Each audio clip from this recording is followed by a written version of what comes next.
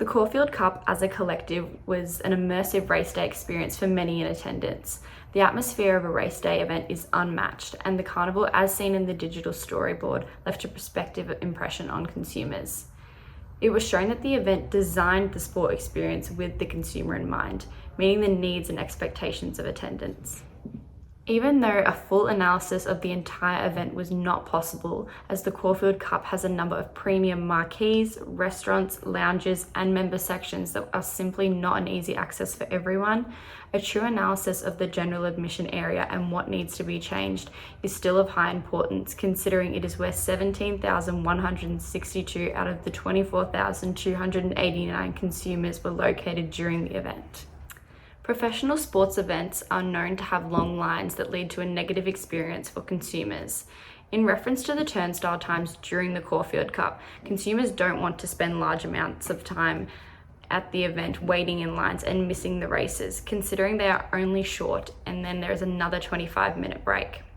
A suitable recommendation to overcome this would be virtual lines, allowing for individuals to reserve a spot in line on their phone without physically having to stand in line and miss the races.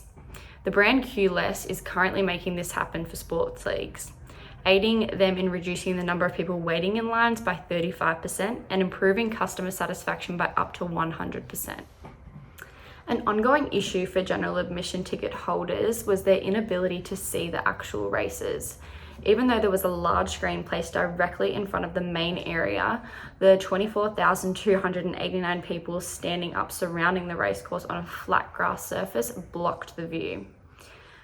Wide terrace steps is a recommendation to ensure that all standing attendants have a view of the race, in consideration to the fact that when consumers purchase their ticket, they are wanting to watch the event take place and not from screens that are similar to the ones in their own homes. A similar layout has proven successful at one of the top 10 racing tracks in the world, the Tokyo Racecourse.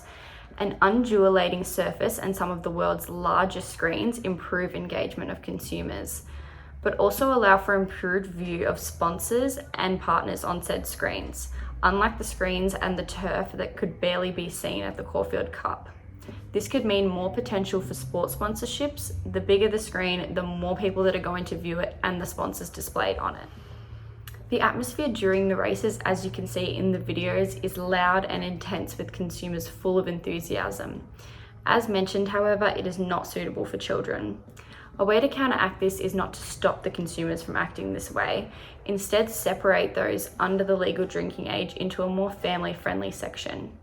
An example of this recommendation is already occurring within the organisation during Stakes Family Day, an event with a lawn music stage and various other family amusements at a price suitable for families and young teens.